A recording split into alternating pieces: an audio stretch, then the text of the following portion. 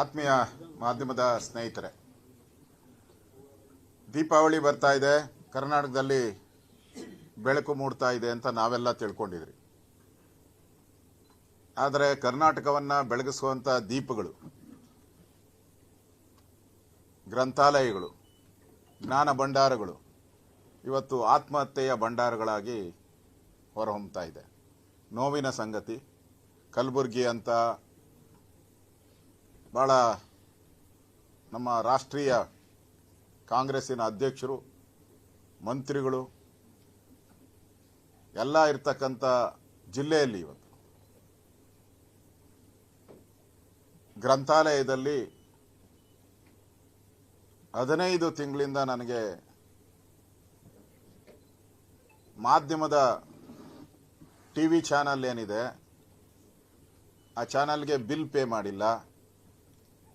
ಅಲ್ಲಿ ಬರ್ತಕ್ಕಂಥ ಪತ್ರಿಕೆಗಳಿಗೆ 15 ತಿಂಗಳಿಂದ ಹಣ ಕೊಟ್ಟಿಲ್ಲ. ನನ್ನ ಜೀವನ ನಡೆಸುವಂಥದ್ದಕ್ಕೆ, ಮನೆಯಲ್ಲಿ ಊಟ ಮಾಡೋದಕ್ಕೆ ನನಗೆ 3 ತಿಂಗಳಿಂದ ಸಂಬಳ ಕೊಟ್ಟಿಲ್ಲ. ನನ್ನ ಮಗನಿಗೆ ಶಾಲೆಯಲ್ಲಿ ಫೀಸ್ ಕಟ್ಟಬೇಕು ಅಂತ ಪ್ರಯತ್ನ ಮಾಡಿದಾಗ ನನ್ನ ಮಗನಿಗೆ ಫೀಸ್ ಕಟ್ಟಕ್ಕೆ ಹಣ ಕೊಡಲಿಲ್ಲ. ಇದು ನನ್ನ ಸಾವಲ್ಲ. ಕರ್ನಾಟಕದಲ್ಲಿರ್ತಕ್ಕಂಥ ಲಕ್ಷಾಂತರ ಜನ ಗ್ರಂಥಾಲಯದಲ್ಲಿ ನೌಕರರೇನಿದ್ದಾರೆ ಅವರೆಲ್ಲರ ಸಾವು ಅನ್ನೋ ರೀತಿ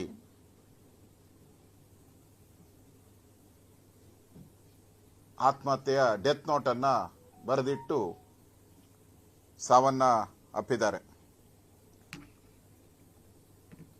ಆ ಡೆತ್ ನೋಟು ನನಗಿರುವಂಥ ಪ್ರಕಾರ ಡೆತ್ ನೋಟನ್ನು ಮುಚ್ಚಾಕಿದ್ದಾರೆ. ಯಥಾ ರೀತಿ ಕಾಂಗ್ರೆಸ್ ಅವರು ಮುಚ್ಚಾಕೋದು, ಮನೆಗೆ ಹೋಗಿ ಹಣ ಕೊಟ್ಟು ಅವ್ರನ್ನ ಅಡ್ಜಸ್ಟ್ ಮಾಡುವಂಥ ಪ್ರಯತ್ನ ಇವೆಲ್ಲವನ್ನ ಮಾಡಿದ್ದಾರೆ. ನಾನು ಈ ಸರ್ಕಾರಕ್ಕೆ ಪದೇ ಪದೇ ಹೇಳ್ತಾ ಇದ್ದೀನಿ. ನಾನು ಈ ಸರ್ಕಾರ ಪ್ರಾರಂಭ ಆಗಿದ್ದಾಗಿಂದ ನಂದೊಂದು ಲೈನ್ ಕಂಪಲ್ಸರಿ ಇದ್ದೇ ಇರ್ತದೆ ಎಲ್ಲ ಪ್ರೆಸ್ ಮೀಟಲ್ಲೂ. ಇದು ಪಾಪರ್ ಸರ್ಕಾರ, ಭಿಕ್ಷಾ ಪಾತ್ರೆಯನ್ನ ಹಿಡಿಯುವಂತ ಸರ್ಕಾರ ಇದು.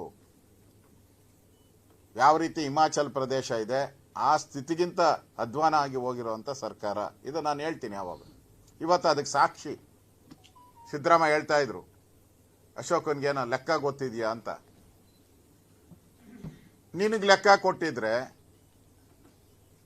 ಈ ಸಾವು ಯಾಕೆ ಆಗ್ತಾ ಇತ್ತು? ನಿನಗೆ ಕೂಡೋ ಲೆಕ್ಕ ಕರೆಕ್ಟಾಗಿ ಗೊತ್ತಿದ್ರೆ ನಿಮಗೆ ಈ ಸಾವು ಯಾಕೆ ಆಗ್ತಾ ಇತ್ತು? ಇದು ಸರ್ಕಾರ ಪ್ರಾಯೋಜಿತ ಕೊಲೆ. ಇದು ಸರ್ಕಾರ ಪ್ರಾಯೋಜಿತ ಕೊಲೆ. ಈ ರೀತಿ ಈಗಾಗಲೇ ವೇತನ ಸಿಗದೆ ಗ್ರಂಥಪಾಲಕರ ಆತ್ಮಹತ್ಯೆ, ಬಿಲ್ ಪಾವತಿ ಆಗದೆ ಕಾಂಟ್ರಾಕ್ಟರ್ಗಳ ಆತ್ಮಹತ್ಯೆ, ವರ್ಗಾವಣೆ ಕಮಿಷನ್ ದಂಧೆಯಲ್ಲಿ ಪೊಲೀಸ್ ಅಧಿಕಾರಿಗಳ ಆತ್ಮಹತ್ಯೆ, ನಿಗಮ ಸಾಲ ಸಿಗದೆ, ನಿಗಮಗಳಲ್ಲಿ ಸರ್ಕಾರಿ ಸಾಲ ಸಿಗದೆ ಮೈಕ್ರೋ ಫೈನಾನ್ಸ್ ಕಿರುಕುಳದಲ್ಲಿ ಬಡವರ ಆತ್ಮಹತ್ಯೆ,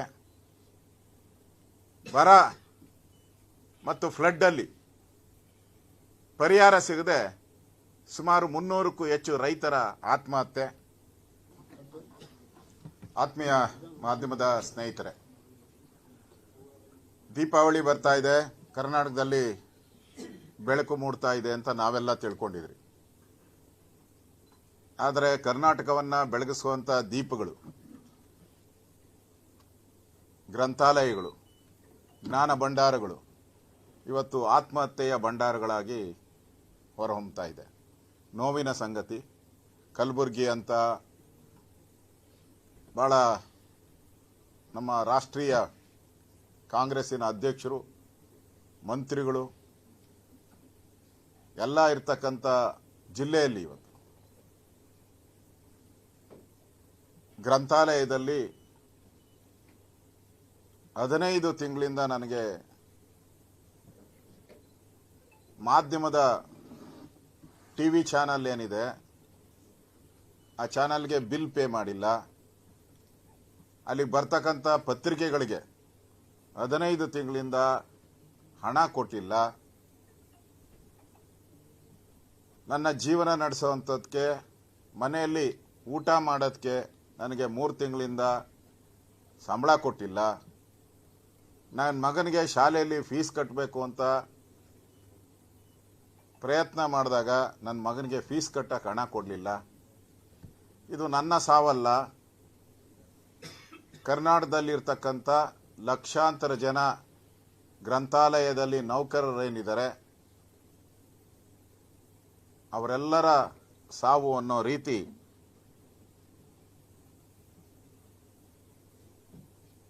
ಆತ್ಮಹತ್ಯೆಯ ಡೆತ್ ನೋಟನ್ನು ಬರೆದಿಟ್ಟು ಸಾವನ್ನ ಅಪ್ಪಿದ್ದಾರೆ. ಆ ಡೆತ್ ನೋಟು ನನಗಿರೋಂಥ ಪ್ರಕಾರ ಡೆತ್ ನೋಟನ್ನು ಮುಚ್ಚಾಕಿದ್ದಾರೆ. ಯಥಾ ರೀತಿ ಕಾಂಗ್ರೆಸ್ ಅವರು ಮುಚ್ಚಾಕೋದು, ಮನೆಗೆ ಹೋಗಿ ಹಣ ಕೊಟ್ಟು ಅವ್ರನ್ನ ಅಡ್ಜಸ್ಟ್ ಮಾಡುವಂಥ ಪ್ರಯತ್ನ ಇವೆಲ್ಲವನ್ನ ಮಾಡಿದ್ದಾರೆ.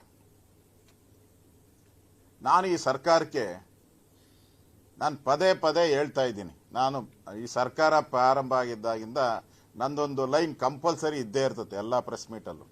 ಇದು ಪಾಪರ್ ಸರ್ಕಾರ, ಭಿಕ್ಷಾ ಪಾತ್ರೆಯನ್ನ ಹಿಡಿಯುವಂಥ ಸರ್ಕಾರ ಇದು. ಯಾವ ರೀತಿ ಹಿಮಾಚಲ್ ಪ್ರದೇಶ ಇದೆ ಆ ಸ್ಥಿತಿಗಿಂತ ಅಧ್ವಾನ ಆಗಿ ಹೋಗಿರುವಂಥ ಸರ್ಕಾರ ಇದು. ನಾನು ಹೇಳ್ತೀನಿ ಯಾವಾಗ. ಇವತ್ತು ಅದಕ್ಕೆ ಸಾಕ್ಷಿ ಸಿದ್ದರಾಮಯ್ಯ ಹೇಳ್ತಾ ಇದ್ರು, ಅಶೋಕನ್ಗೇನೋ ಲೆಕ್ಕ ಗೊತ್ತಿದೆಯಾ ಅಂತ. ನಿನಗೆ ಲೆಕ್ಕ ಕೊಟ್ಟಿದ್ರೆ ಈ ಸಾವು ಯಾಕೆ ಆಗ್ತಾ ಇತ್ತು? ನಿನಗೆ ಕೂಡೋ ಲೆಕ್ಕ ಕರೆಕ್ಟಾಗಿ ಗೊತ್ತಿದ್ರೆ ನಿಮಗೆ ಈ ಸಾವು ಯಾಕೆ ಆಗ್ತಾ ಇತ್ತು?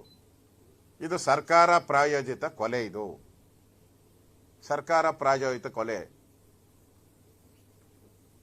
ಈ ರೀತಿ ಈಗಾಗಲೇ ವೇತನ ಸಿಗದೆ